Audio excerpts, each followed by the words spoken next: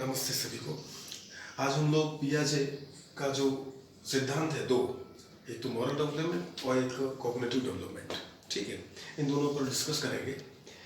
तो अरे हाँ, ये सारा इंग्लिश में है, हाँ, तो इसको देख के चौंकना नहीं, घबराना नहीं, क्योंकि सारा हिंदी भी करने वाला हूँ मैं। और दूसरी बात, हम लोग अगर इसे इंग्लिश में ही लर्न करेंगे ना, हिंदी वाले भी, क्योंकि उनके भी इंग्लिश में ही आने वाला है, इंग्लिश में भी आने वाला है, तो बढ़िया रहेगा, बेटर रहेगा। क्यों? क्योंकि ये जो हिंदी वर्ड है इनके, तो वो बड़े कॉम्प्लिकेटेड हैं, मतलब थोड़े भारी हैं, याद करने में दिक्कत हो जाती है। जैसे सेंसरी मोटर है, इसका मतलब क्या है? संवेदी गामक, है ना। संवेदी तो समझ में आ जाता है, लेकिन गामक लगते ही बड़ा अजीब सा मीनिंग, समझने में थोड़ा डिफिकल्ट होता है।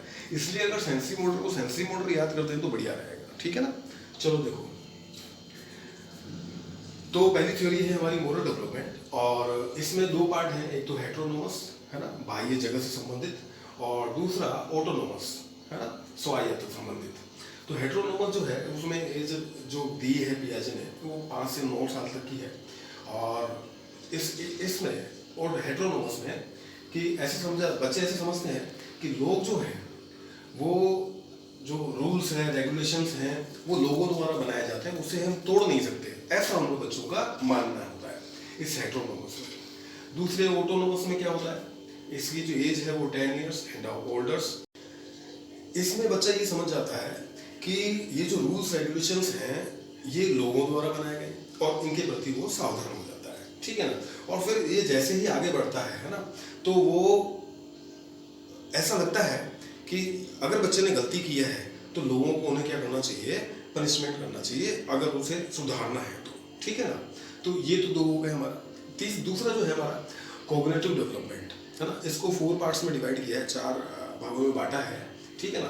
पहला है सेंसरी मोटर, दूसरा है प्री ऑपरेशनल स्टेज, और तीसरा है कॉन्क्रीट ऑपरेशनल, और चौथा है फॉर्मल ऑपरेशन, ठीक है ना। सेंसरी मोटर बताया अभी कि संवेदी गामक होता है ना, और इसका जो है बर्थ टू 2 ईयर्स, है ना, नियरली 2 साल तक का रहता है इसमें।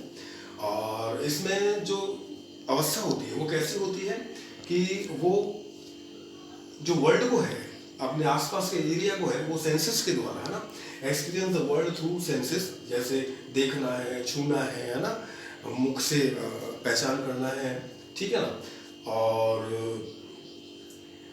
डेवलपमेंट फिनोमेना क्या होंगे इसके? एक तो ऑब्जेक्ट परमानेंस, यानी उसके लिए जो वस्तु है वो परमानेंस होती है ना। स्ट्रेंजर एंजाइटी, यानी जो अजनबी है, सब चीज़ें उसके लिए अजनबी बनी रहती है, अजनबी की तरह चिंता का विषय बना रहता है, ठीक है ना। खैर, उसके लोग इग्नोर कर देता है उसको। तो ध्यान में आ गया अपना पहला सेंसरी मोटर। दूसरा क्या है? प्री ऑपरेशनल स्टेज, है ना, पूर्व संक्रियात्मक अवस्था। इसकी जो एज है वो कितनी है? 2 साल से लेकर 6 साल तक की है, ठीक है। और इसमें क्या करता है बच्चा? Representing things which with words, images but looking logical reasoning, है ना। बच्चा क्या करता है कि इमेजेस हैं, वर्ड्स हैं, है ना, इनको लॉजिकल रूप पर, यानी तार्किक रूप में समझने लग जाता है, ठीक है ना। और लेकिन लेकिन लॉजिकल रीजनिंग, लेकिन वो तर्क नहीं दे पाता उसके ऊपर, ठीक है ना। तीसरी जो है देखो, अच्छा, इसमें ये चीज रह गया अपना डेवलपमेंटल फिनोमेना, प्रीटेंड टू प्ले, मतलब खेलने का जो उम्र है वो यही है। ईगो सेंटरिज्म, यानी स्व केंद्रित होता है बच्चा इसमें, ठीक है ना। और इसमें एक और है क्या? लैंग्वेज डेवलपमेंट, यानी भाषा का भी विकास हो जाता है।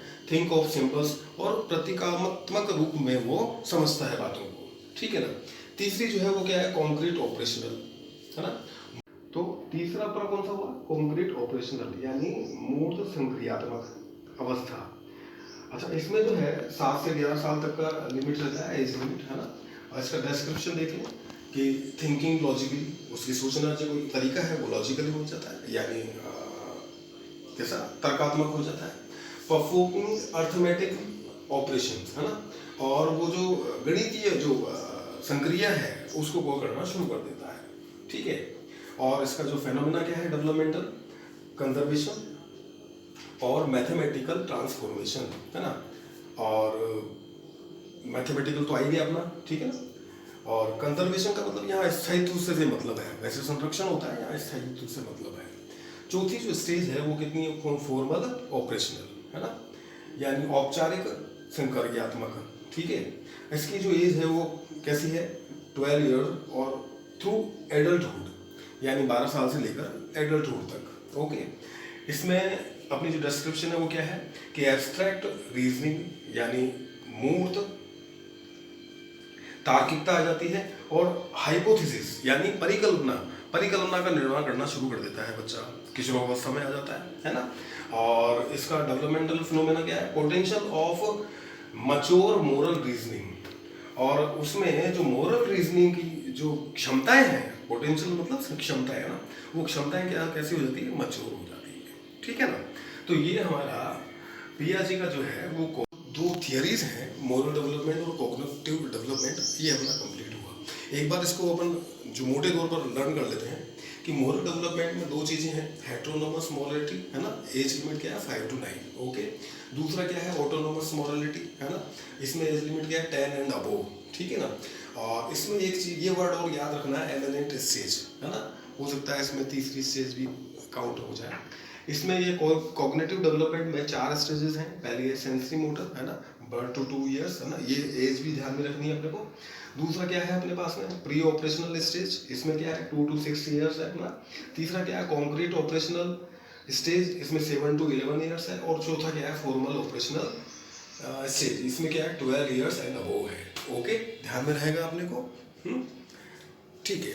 तो नेक्स्ट वीडियो में अपन लोग फ्राइड के बारे में थोड़ा उसके जो थियरीज हैं उसके बारे में अपन डिस्कस करेंगे, ठीक है ना। Thank you. Screen shot.